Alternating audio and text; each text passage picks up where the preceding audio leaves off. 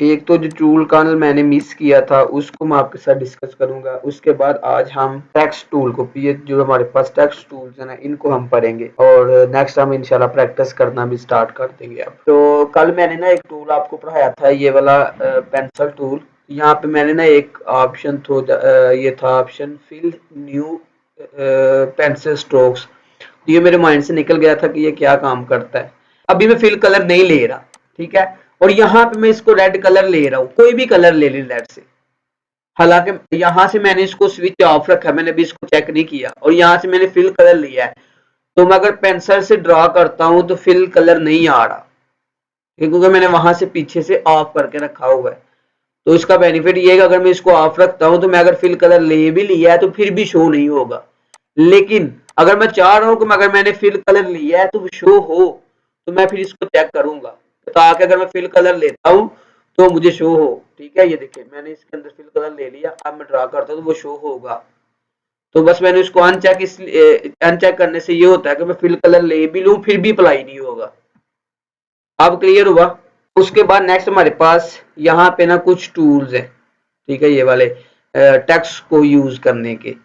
तो वो हम देख लेते हैं। विंडो के अंदर नीचे जाएंगे, टाइप आएगा, ये टाइप आ गया और करेक्टर आ गया। ये जो छोटा सा पॉइंट बना ना, इस पे क्लिक करते जाएंगे तो नीचे जाएगा, इस पॉइंट पे क्लिक करेंगे तो ऊपर आएगा, क्लिक करने से जाएगा। ठीक है, तो ये टाइप के अंदर एक पैनल है, करेक्टर पैनल, ये वाला। जब आप इसको ओपन करेंगे तो इस तरह शो होगा। ठीक है, अब इसके बाकी कुछ टूल्स हाइड है, मैं इन 3 लाइंस के ऊपर क्लिक करूंगा और शो ऑप्शन पे क्लिक कर दूंगा। कुछ इस तरह का बन गया हमारे पास पैनल। ठीक है, इस पैनल को डिस्कस करेंगे और ये वाले टूल देखेंगे।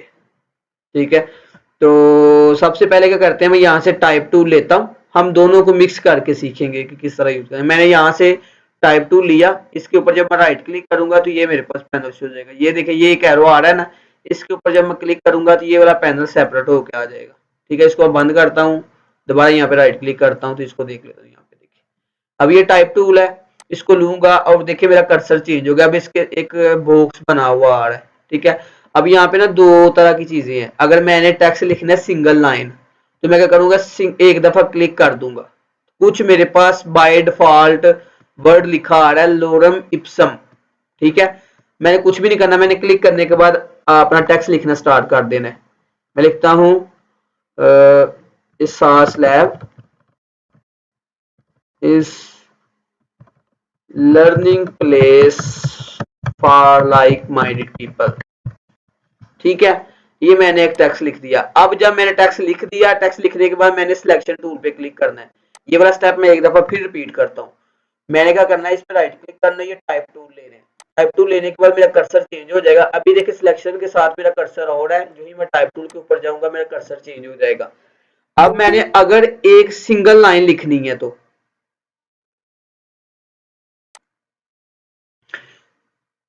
यहाँ पे एक दफा मैं सिंगल क्लिक करूंगा। अगर मैंने सिंगल लाइन लिखनी है तो मैं सिंगल क्लिक करूंगा। मैंने एक दफा क्लिक कर दिया, यहाँ पे बाय डिफॉल्ट एक टेक्स्ट लिखा आ रहा है, Loram Epson.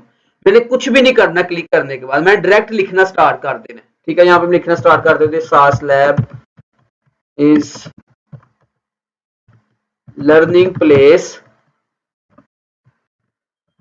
For like minded people. ठीक है, अब मैंने लिख लिया।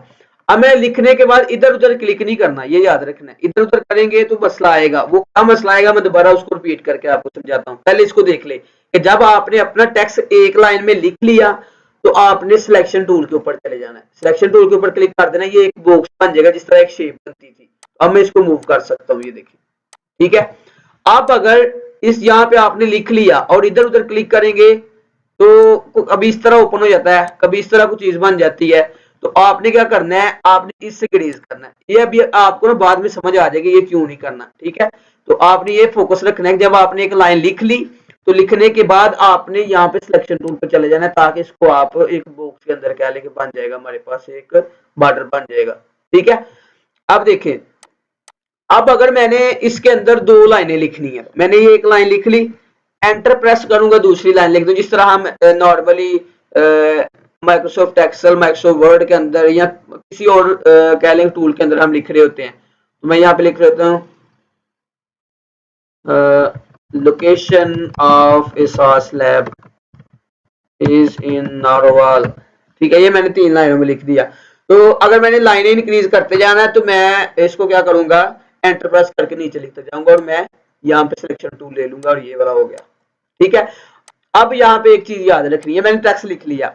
अब अगर मैंने इसका साइज इंक्रीज करना है तो मैंने इसको बड़ा करना है, तो मैं इस कॉर्नर से पकड़ूंगा या इस कॉर्नर से पकड़ूंगा या इस किसी भी कॉर्नर से पकड़ के, जब भी एक पॉइंट में यहाँ पे बताने लगा, आपने फोकस के साथ सुनना है।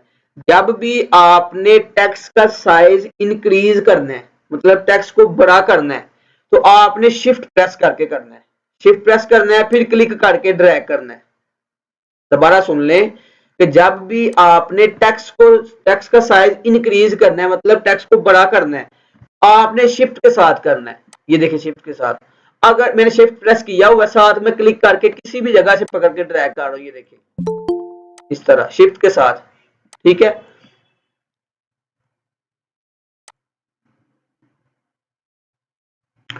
तो अगर आप इसको शिफ्ट के साथ नहीं करते तो फिर क्या इशू है, फिर ये देखिए मैं अगर यहां से, अभी मैंने शिफ्ट प्रेस नहीं किया हुआ, मैं क्लिक करके ड्रैग कर रहा हूं तो ये स्ट्रेच हो रहा है।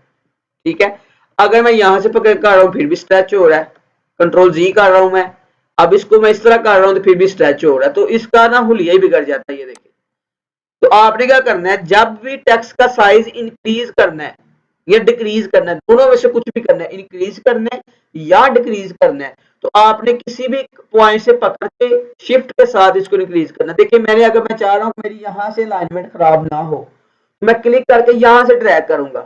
ठीक है, लेकिन अगर मैं चाह रहा हूं कि मेरा टेक्स्ट जो है अगर इसको सेंटर अलाइन है, ठीक है, मैं अगर इसको करके दे दूं, ये मैं आपको बाद में ना ये सेटिंग समझाता हूँ, ये सेटिंग क्या है। ये देखिए, ठीक है, अब देखिए, अब मैंने टेक्स्ट अब सेंटर में एडजस्ट किया हुआ है, तो मैं इसके अंदर कोई भी मॉडिफिकेशन करता हूं, मैं यहाँ पे लिख लेता हूं online earning and freelancing lecture और रिकॉर्डेड। ठीक है, अब देखिए मैंने लाइन लिख दी है। अब मैं अगर देखें इसका साइज इंक्रीज करना है, तो हम गलती क्या करते हैं, हम शिफ्ट के साथ इधर से कर लेते हैं, तो उसकी सेंटर की अलाइनमेंट खराब हो जाती है। या इधर से करना है, तो जब टेक्स्ट ही सेंटर में है तो आपने कोशिश करनी कि फिर शिफ्ट के साथ यहां से करें इसको इंक्रीज या डिक्रीज, ताकि आपकी अलाइनमेंट तो खराब ना हो। ठीक है, बात समझ आ गई है मेरी आपको। तो आपने कहीं से भी पकड़ के किसी भी पॉइंट से शिफ्ट के साथ करेंगे तो साइज तो इंक्रीज हो जाएगा। तो अपनी एडजस्टमेंट को सेम रखने के लिए फिर आप यहाँ से कर लीजिए, सिर्फ एज अ टिप दी है मैंने, आपने भी इसको ज्यादा नहीं सर पे सवार करना कि अब मैंने यहाँ से नहीं किया तो सही नहीं होगा, यहाँ से नहीं किया। आप कहीं से भी कर लें, शिफ्ट के साथ इसको इंक्रीज डिक्रीज करके बाद में भी एडजस्ट कर सकते हैं इस तरह। ठीक है, इस तरह। ये देखिए पॉइंट मैं जब सेंटर में लेके आऊंगा वो मुझे बता देगा कि ये आपका सेंटर पॉइंट है। ठीक है, मगर यहाँ से देखें ये, ठीक है, ये सेंटर पॉइंट मुझे ला दिया। तो ये इसकी सेटिंग है, इसका साइज इंक्रीज इस तरह करते हैं। अब मैंने अगर देखे ये वाला मैंने टेक्स्ट लिखा है, मैं इसको फिर चेंज कर देता हूं, वापस जाता हूं, ये वाला। ठीक है, अब देखें मैंने इस टेक्स्ट का स्टाइल चेंज करना है, स्टाइल नहीं, फाउंट फेस। मैंने इसको जिस तरह हमारे पास होता है ना एरियल, टाइम्स न्यू रोमन, कोई भी और फाउंट फेस हो, तो मैंने इसका फाउंट फेस मतलब इसका फेस चेंज करना है। तो फाउंट फेस चेंज किस तरह करना है, ये कंट्रोल, ये बार है हमारी, ये वाली जो है ना कंट्रोल बार है, इसको कहते हैं कंट्रोल बार। ठीक है, इस बार के अंदर यहाँ पे देखें, पहले आपने जब टेक्स्ट को सिलेक्ट करना है, जब टेक्स्ट सिलेक्ट नहीं होगा तो हमारे पास कंट्रोल बार के अंदर कुछ भी शो नहीं हो रहा होगा टेक्स्ट से रिलेटेड।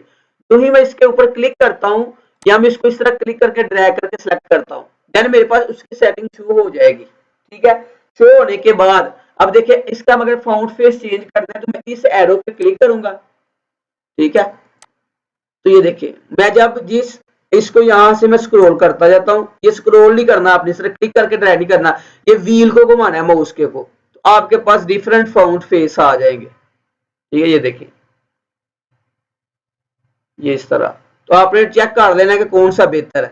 ठीक है, मैं इंशाल्लाह किसी दिन आपको ये भी बता दूंगा कि मैंने कौन से ज्यादा फाउंट्स यूज किए हैं और कौन से ज्यादा ब्रांडिंग के लिए कौन से फाउंट्स किस तरह के कहाँ पे यूज करने हैं। ठीक है, कौन सा फाउंट कहाँ पे यूज करना है, किस तरह यूज करना है, ये इंशाल्लाह आस्ता आस्ता आस्ता मैं आपको ना समझा दूंगा। ठीक है, तो ये देखिए मैं अभी इसके ऊपर होवर करता जा रहा हूँ, व्हील घुमा रहा हूँ, नीचे जा रहा हूँ, या व्हील को आगे को घुमा रहा हूँ तो मैं ऊपर जाके इसको चेक कर रहा हूँ कि कौन सा फाउंड ज्यादा अच्छा लगता है।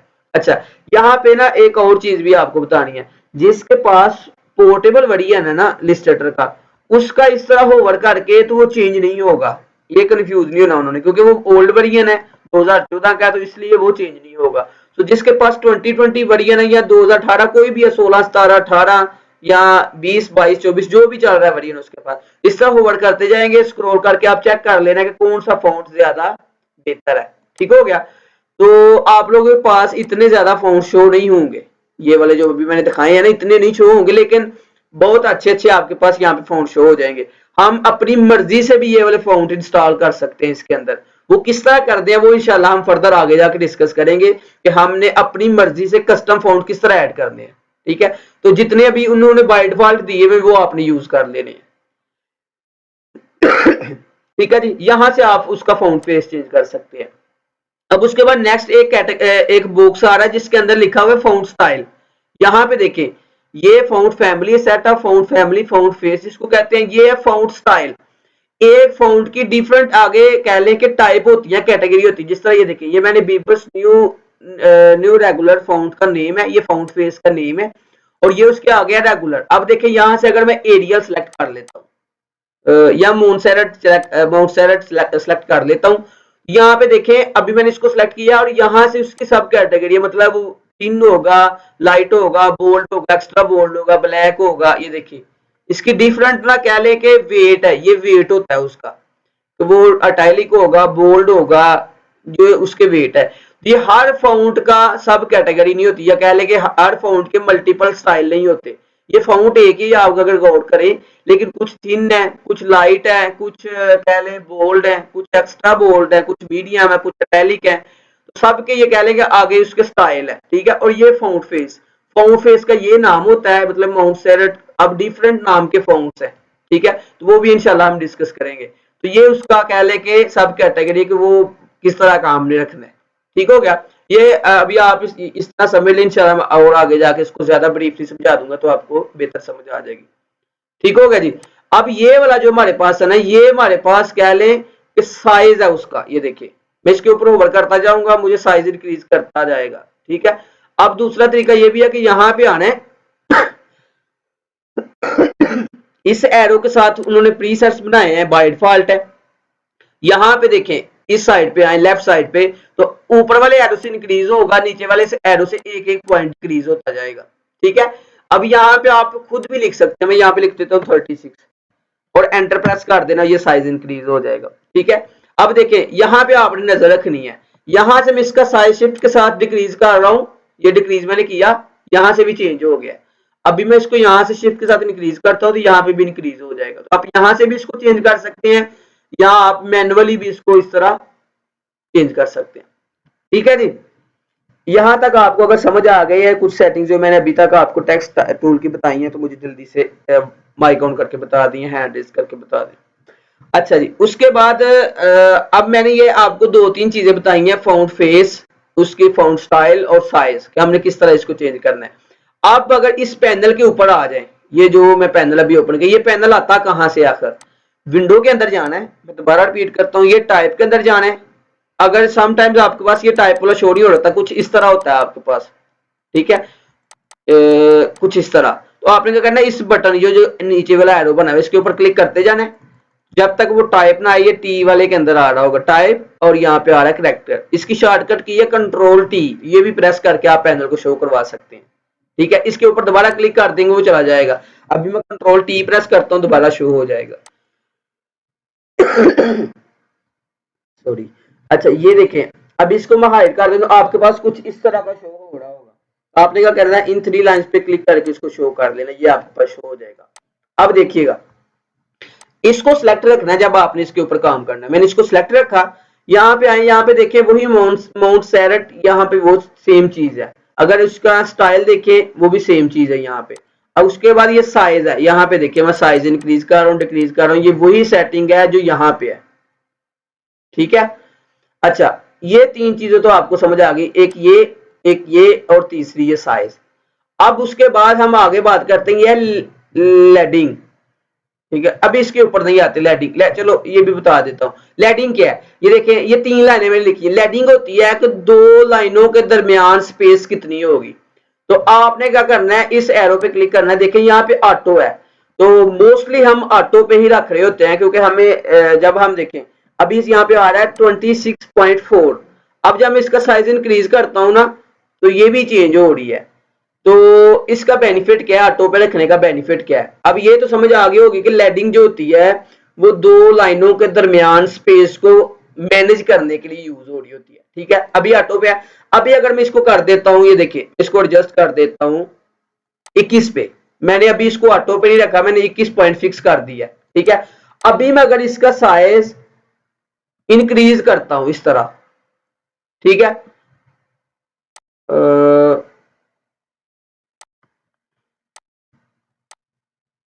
अभी अगर मैं डिक्रीज करता हूं, ये देखें अभी मैंने डिक्रीज किया है। अगर और डिक्रीज करता हूं, ये देखिए इन 2 लाइनों के दरमियान स्पेस कम हो गई है। सॉरी, कम नहीं हुई, ये 21 पे है, लेकिन ये देखिए अभी क्लोज लग रहा है। लेकिन अगर मैं यही टेक्स्ट बहुत ज्यादा बड़ा कर देता हूं, ये देखिएगा, ये देखिए अभी भी उतना ही है।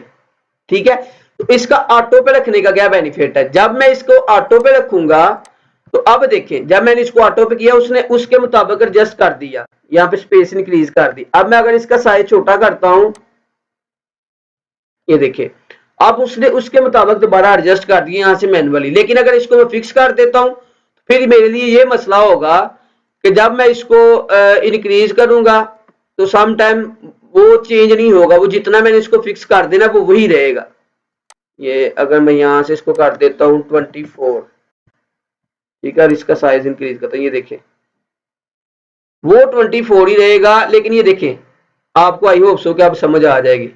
ठीक है, अब देखें ये स्पेस इंक्रीज होगी, यहां से मैंने 24 फिक्स कर दी है, तो यहां से अगर मैं साइज इंक्रीज करता हूं, ये देखिएगा आपको अब फर्क सही समझ आएगा। ये देखें अब ओवरलैप करने लग गया है। लेकिन अगर मैं इसको ऑटो पे रख देता हूं, ठीक है, मैं इसको इंक्रीज करता हूं या डिक्रीज करता हूं, उसके मुताबिक ऑटोमेटिकली एडजस्ट करता जाएगा, ओवरलैप नहीं करेगा। तो ये मैंने सिर्फ आपको बता दिया कि ये लैडिंग क्या होती है। ठीक है जी, अब उसके बाद नेक्स्ट है हमारे पास कर्निंग। कर्निंग क्या होता है, कर्निंग होता है, ये तो लैडिंग था ना कि 2 लाइनों के दरमियान स्पेस। कर्निंग होगा हमारे पास जो है वो है 2 करेक्टर्स के दरमियान स्पेस, मतलब एल और ओ के दरमियान, ओ और सी के दरमियान, सी और ए के दरमियान, इन 2 पर्टिकुलर करेक्टर्स के दरमियान स्पेस को मैनेज करने के लिए हम इस टूल का यूज करते हैं। ये कर्निंग या लैडिंग या ट्रैकिंग, ये नाम ना भी याद रहेंगे, लेकिन आपको ये टूल के शेप से समझ आनी चाहिए कि ये किस तरह हमने मैनेज करना है। ठीक है, तो ये इसके ऊपर ओवर भी करते हैं, तो वो आप हमें बता देता है set the Corning between 2 characters, कि हमने 2 करेक्टर्स के दरमियान स्पेस को मैनेज करने के लिए हम इस टूल का यूज करते हैं। Something like this. देखिएगा मैंने इसको सिलेक्ट किया, अभी इस एरो पे क्लिक करता हूं, मैं देखता हूं यहाँ पे देखिए अभी हाईलाइट नहीं है पॉइंट। जो ही मैं ऑप्टिकल के ऊपर क्लिक करता हूं, ठीक है, अभी ना जीएफएक्स मेंटोर ने भी एक तरीके समझाया था, वो मैं आपको सामने वो भी रिपीट करता हूं। देखिएगा मैं यहाँ पे लिखता हूं टेस्ट, ठीक है, ये ज्यादा बेस्ट तरीका है। ये मैंने टेस्ट लिखा, ठीक है। अब देखिए ये ऑटो पे है। अब मैं क्या करता हूं ऑप्टिकल, जो ही मैं ऑप्टिकल के ऊपर क्लिक तो आपको ये थोड़ा सा चेंज हो जाएगा, ये यहाँ पे आपको नजर आ जाएगा कि ये एडजस्ट हो गया। मैं दोबारा इसको ऑटो पे करता हूं, ये देखिए स्पेस यहाँ पे ज्यादा है, ठीक है, वो इसके हिसाब से एडजस्ट कर रहा होता है, इसके हिसाब से यहाँ पे टेक्स्ट एंड हो रहा है। तो जब मैं इसको ऑप्टिकल पे रखता हूं, तो ये और कैरेक्टर्स के दरमियान स्पेस को एडजस्ट कर देगा। अब अगर मैं चाह रहा हूं कि मैं ये स्पेस जो है ये और कम करनी है, मुझे नहीं अच्छी लग रही, मैं हेडिंग है तो मैं इसको कम करना, तो मैं क्या करूंगा, जब मैंने इसको ऑप्टिकल के कर दिया, तो अब देखिए अभी भी वो चीजें जो है वो यहाँ पे स्पेस, ये जो सॉरी ये जो स्पेस इंक्रीज करने के लिए हमारे पास शो नहीं हो रही। अब देखिए मैंने एच और ए के दरमियान क्लिक किया, और अब देखिए ये हाईलाइट हो गया। ठीक है, अब मैं अगर माइनस करता हूं, तो ये देखिए इसके दरमियान स्पेस कम किया, बाकी किसी को कोई फर्क नहीं पड़ा। अगर मैं और डिक्रीज करता हूं, ये देखिएगा, तो ये 2 करेक्टर्स के दरमियान अगर आप गौर करें तो स्पेस कम हो रही है। ठीक है, तो अगर इसी तरह ही करता हूं मैं, अगर मैं यहाँ पे 300 कर देता हूँ, ठीक है, और एंटर प्रेस कर देता हूँ, ये देखें इन दो कैरेक्टर्स के दरमियान स्पेस इंक्रीज, अब इसको मैं 600 कर देता हूँ, तो इन दो कैरेक्टर्स के दरमियान स्पेस इंक्रीज हुई है, इनको कोई फर्क नहीं पड़ा। तो ये होता है कर्निंग, ठीक है, और लेडिंग होता है दो लाइनों के दरमियान स्पेस, और ये ट्रैकिंग होता है कि जितने सिलेक्टेड कैरेक्टर्स होंगे उनके दरमियान स्पेस। देखिए मैंने इतने को सिलेक्ट कर लिया, अब मैं इसको कम करता हूं तो ये इन सिलेक्टेड के दरमियान स्पेस डिक्रीज होगी, ठीक है, इस तरह, इसको कोई फर्क नहीं पड़ेगा। अगर दो के दरमियान करना है तो इसके दरमियान सिर्फ एक दफा क्लिक कर देना है और इसको आप कंट्रोल कर सकते हैं। अगर आपने क्लिक नहीं किया देन आपके पास ये नंबर हाईलाइट नहीं होंगे। अब ये मैंने आपको कह लें कि मैनुअली मैंने बताया था कि ये देखिए इसके ऊपर एक दफा क्लिक करना है, इस तरह तो आपने लिख लेना है, फिर एंटर प्रेस कर लेना है, फिर लिख लेना है, फिर एंटर प्रेस कर लेना है, फिर लिख लेना है। यहाँ पे एक चीज मैं आपको बताने लगा हूँ, एक तो ये है कि मैंने लिख लिया, अब यहाँ से देखिए मैंने सेटिंग चेंज की हुई थी, मैंने इसको -66 रखा था, अब मैंने नया टेक्स्ट भी लिया तो वही सेटिंग रहेगी। आपने जब काम करना है तो काम करते हुए जब आपने ये कर लिया, आपने इसको दोबारा 0 पे कर देना है, ठीक है, इसको भी ऑटो पे आपने रख देना है, इसको भी आपने ऑटो पे रख देना है, ठीक है। तो ये साइज आप बाद में चेंज कर सकते हैं, ये याद रखें। यहाँ से अगर आप सेटिंग चेंज करते हैं तो फिर आप जब नया टेक्स्ट भी लिखेंगे तो वो सेटिंग उसके ऊपर भी अप्लाई होगी, तो आपने ये मेक श्योर कर लेना है कि आपने जो सेटिंग चेंज की है दोबारा ऑटो पे आ गई है कि नहीं, ठीक है। मैं यहाँ पे देखता हूँ अगर वो हुआ, हाँ ये देखें, अगर मैंने यहाँ से इसको चेंज कर भी दिया है ना, तो आपने काम करने के बाद उसको सिलेक्ट नहीं रखना, सिलेक्ट डीसिलेक्ट करके इसको साइड पे क्लिक करके इस तरह इसको आपने रीसेट कर देना है पैनल को, तो ये सारा कुछ रीसेट होके एक दफा 0 पे चला जाएगा, ठीक है। ये आप देख लीजिएगा। ओके जी, अब मैं चीज बताई थी, दोबारा वापस वही पॉइंट पे जाते हैं। मैंने टेक्स्ट टूल को लिया, एक दफा क्लिक किया, मैंने कोई भी टेक्स्ट लिखा, एंटर प्रेस किया, फिर टेक्स्ट लिखा, एंटर प्रेस किया, फिर टेक्स्ट लिखा, तो ये लंबा काम हो जाएगा। अब लेट्स से मैंने एक टेक्स्ट लिख लिया और जो आ गया इतने पेजेस की, इस पेज के ऊपर, ठीक है। अभी क्या करता हूँ, एक मैं टेक्स्ट लेता हूँ, लोरम इप्सम, ठीक है। ये एक वेबसाइट है जिसका कोई भी, जिस टेक्स्ट का कोई भी मतलब नहीं है, मैं ये ले लेता हूँ, ठीक है, ये मैंने कॉपी कर लिया। अभी मैं क्या करता हूँ, इस तरह, ये देखिएगा, ये मैंने क्लिक किया, अब मैंने पेस्ट किया, ये देखिए कुछ इस तरह का आ गया। अब मुझे क्या करना पड़ेगा, मैंने एक बहुत लंबा टेक्स्ट एक वर्ड फाइल से या कहीं से भी मैंने कॉपी किया, अब मैंने इलस्ट्रेटर के अंदर लेकर लिखना है, तो कुछ इस तरह का जब मैं पेस्ट करूंगा तो शो होगा। अब मुझे क्या करना पड़ेगा, बार बार देखिए मेरे पास ऑप्शन है, मैं यहाँ से इसको अगर एक दफा लेफ्ट लाइन कर देता हूँ, ये लेफ्ट लाइन राइट लाइन ये भी मैं इंशाल्लाह आपको जल्दी बता दूंगा। अच्छा यहाँ पे देखें, अब मैंने अगर इस लाइन को इस आर्टबोर्ड से नीचे लेके आना तो मैं क्या करूंगा, जो हम मैनुअली कर रहे होते हैं एंटर प्रेस करता जाऊंगा, ये सारा काम मुझे बार बार करना पड़ेगा, ये समथिंग लाइक दिस। अब लेट से मैंने कर लिया ये मैंने सारा कर लिया एक दफा मैंने मैनुअली। अब क्लाइंट कहता है जी इसका साइज छोटा है तो आप थोड़ा सा साइज इंक्रीज कर दें, आप इसको 12 की बजाय 18 कर दें, ये मैंने 18 कर दिया। अब दोबारा मुझे क्या करना पड़ेगा, अब क्लाइंट ने साइज इंक्रीज करवाया, तो अब मुझे क्या करना पड़ेगा, मुझे फिर दोबारा एंटर प्रेस करके ये टेक्स्ट को एडजस्ट करना पड़ेगा, ठीक है। इसका सोल्यूशन क्या है, सोल्यूशन ये है, अभी मैं इसको डिलीट कर रहा हूं, मैंने इस टेक्स्ट टूल को लेना है और मैंने इस तरह यहां से क्लिक करके ड्रैग करना है, सिंगल क्लिक नहीं करना, क्लिक करके ड्रैग करना है। तो मैंने उतना एरिया सेलेक्ट कर लेना जितने एरिया में मैंने टेक्स्ट रखना है, ठीक है, मैंने इतना एरिया सेलेक्ट कर दिया।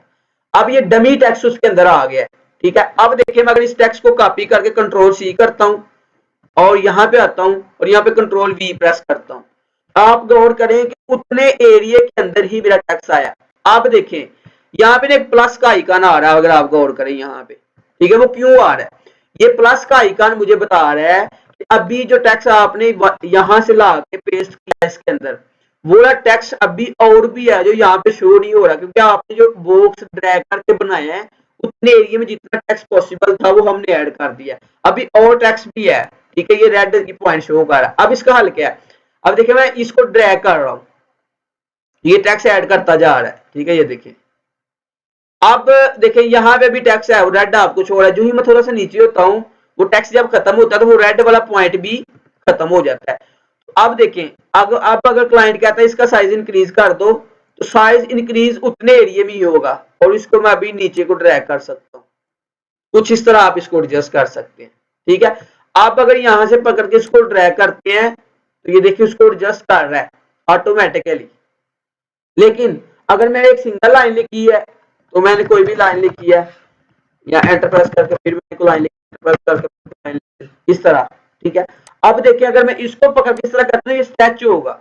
लेकिन अगर मैंने पैराग्राफ बनाया है तो अब अगर इसको मैं क्लिक करके ड्रैग कर रहा हूं तो मुझे कोई भी इशू नहीं आ रहा। ठीक है, यहाँ पे आप लोगों का एक क्वेश्चन होगा कि अब देखिए मैंने ये लिख लिया, तो अब मैं क्या इसको पैराग्राफ बना सकता हूँ, या जो मैंने पैराग्राफ बना लिया है क्या इसको मैं उस नॉर्मल टेक्स्ट के अंदर लेके जा सकता हूँ कि नहीं? इसका जवाब है यस, आप लेके जा सकते हैं। वो किस तरह? ये देखिए एक हैंडल बना आ रहा है ये वाला, इसके ऊपर डबल क्लिक करना है।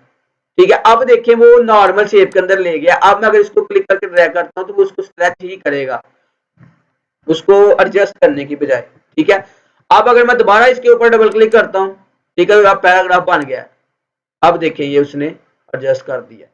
ठीक है, अब इसको टेक्स्ट को एडजस्ट नहीं करेगा क्योंकि मैंने उसको एक दफा शेप के अंदर ले गया हूं।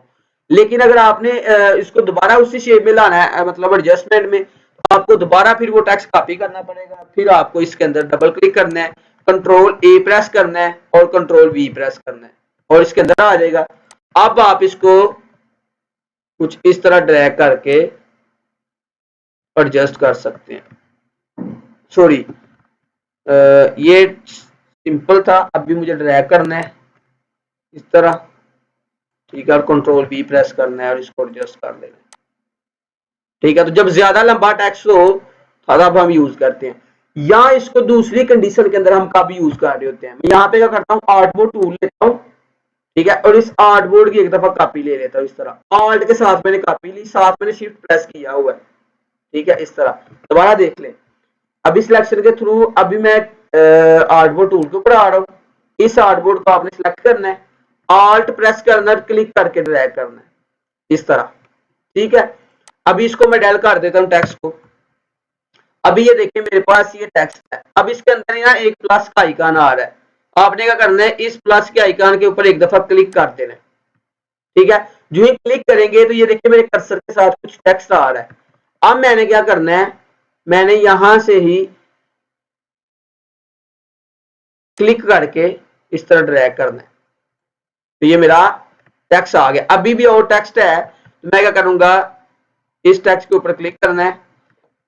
अब मैं नए एरिया के अंदर जाके फिर ड्रैग कर देना है उतने एरिया में, और वो जो बाकी का टेक्स्ट हो इस तरह ऐड कर देगा। अब देखिएगा मजे की चीज, अब अगर मैं यहां से इस टेक्स्ट को कम करता हूं यहां से, तो नेक्स्ट वाला टेक्स्ट ऑटोमेटिकली एडजस्ट हो रहा होगा। अगर मैं इसको देखिए इस तरह, ठीक है, मैं अगर इसको एरिया ज्यादा करता हूं तो आगे वाला टेक्स्ट अब बाकी पेजेस के ऊपर भी ऑटोमेटिकली एडजस्ट हो रहा होगा। ठीक है, तो ये बेनिफिट है ज्यादा लंबे टेक्स्ट को एडजस्ट करने का। तो जब आप 15-20 पेजेस की बुक बना रहे होंगे तो देन आप इसको पैराग्राफ के अंदर लिखेंगे, या आपने किसी क्लाइंट का कोई लेबल डिजाइन किया, किसी क्लाइंट का आपने कोई बैनर डिजाइन किया, कोई पंफलेट किया, कोई भी चीज ऐसी डिजाइन जिसके अंदर टेक्स्ट 2-3 लाइनों के अंदर हो, तो आपने तब हमेशा आपने ये पैराग्राफ वाला यूज करना। ये माइंड में बिठा लें कि जब भी क्लाइंट का टेक्स्ट जो है वो 2 लाइनों पे आ जाए, जब भी, तो आपने इसको हमेशा पैराग्राफ पे रखना है। एक लाइन का टेक्स्ट जो है वो आपने नॉर्मली टेक्स्ट लिख लेना है, लेकिन अगर आपका टेक्स्ट 2 लाइनों के अंदर आ जाए तो आपने उसको पैराग्राफ के अंदर रखना है। That's it. ठीक है जी। अच्छा जी, एक इसको मैं दोबारा रिपीट करता हूँ, एक और चीज मिस है इसके अंदर मैंने जो अभी नहीं कवर की। मैं दोबारा इसके अंदर टेक्स्ट को एडजस्ट कर रहा हूँ। ठीक है, ये मैंने इसके अंदर एडजस्ट कर दिया। ठीक है जी, अब मैंने इस प्लस के आइकन पे क्लिक करना है। पहले मैं क्या कर रहा था इस प्लस के आइकन के पे क्लिक करके तो मैं इस तरह क्लिक करके ड्रैग कर रहा था, लेकिन अगर मैं इसके ऊपर आके सिर्फ सिंगल क्लिक कर देता हूं तो वो देखिए कि जितने एरिया के अंदर पहले एडजस्ट था उतने एरिया के अंदर दोबारा एडजस्ट हो गया। ठीक है, अब अगर मैं नया आर्टबोर्ड लेता हूं, इस आर्टबोर्ड की कॉपी लेके यहाँ पे लेके आता हूं और इस टेक्स्ट को डेल कर देता हूं। ठीक है, अभी इसका प्लस, इसको पहले सिलेक्ट करना है, सिलेक्ट करने के बाद ये देखिए जब मैं लेके आता तो इसके साथ कुछ डॉटेड शेप बन रही होती है, उसके ऊपर एक दफा क्लिक कर दूंगा। ठीक है, और इसके ऊपर आगे एक दफा क्लिक कर देना आपने, उसके अंदर भी वो ऑटोमेटिकली उसी शेप के अंदर वो एडजस्ट कर देगा। ठीक है जी, ये आपको आई होप सब समझ आ गया। अभी यहाँ तक किसी का क्वेश्चन आ तो आप पूछ ले। अभी का मेरा ख्याल है कि हम इतना ही कवर कर लेते हैं। हमने क्या पढ़ा, टाइप टूल, उस टाइप टूल का फाउंट स्टाइल, ये sorry fount face, fount style, size, ये है उसको कहते हैं लैडिंग, शायद लैडिंग, कर्निंग और ट्रैकिंग, ये हमने पढ़ा है। अभी आपकी आज असाइनमेंट क्या है? असाइनमेंट ये है कि आपने देखिए गूगल पे जाना है और हमने लिखना है टाइपोग्राफी ग्राफिक डिजाइन सर्विसेज। यहाँ पे ना मैं आपको टाइपोग्राफी निकाल के देता हूँ, वो आपने ट्राई करनी है।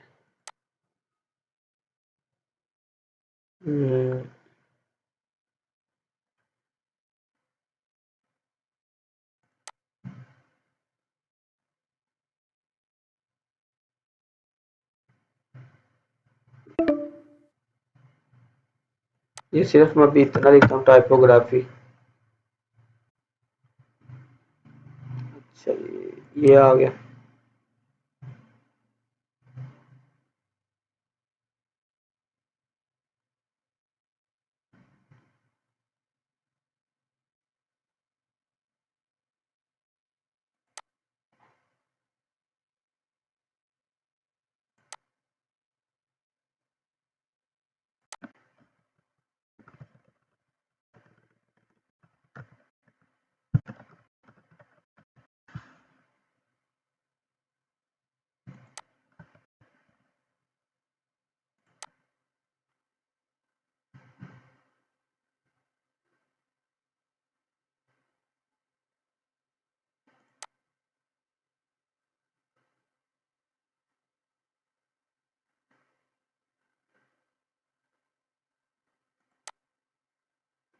ये देखिए, ये चीज कुछ इस तरह का आपने डिजाइन करना है। ठीक है, कलर स्कीम आपने खुद ही ट्राई कर लेनी है, तो फिर आपको ज्यादा बेहतर समझ आ जाएगा आपने इसको एडजस्ट किस तरह करना है। अब आप लोगों ने ना अपनी मर्जी से कलर स्कीम रखनी है। ठीक है, तो ताकि आपको थोड़ा सा कलर भी मैं आपको करेक्ट करवाऊंगा बाद में। आपने अपनी मर्जी से, सब ने अपनी अपनी मर्जी से कलर स्कीम रख के तो इसको डिजाइन करना है। यहाँ पे और भी बहुत सी हैं, तो आपने इनको सर्च कर लेना है और बनाने की कोशिश करनी है। ठीक है, अगर मुझे कोई और भी मिला तो मैं इंशाल्लाह भेज दूंगा। तो आपने ये खुद ही सर्च कर लेना। जिस तरह देखिए ये सर्वर्स टेक्स्ट टाइपोग्राफी है, या मैं सिंपल यहाँ पे लिख लेता हूँ वेबसाइट डेवलपमेंट टाइपोग्राफी। ठीक है, तो आपको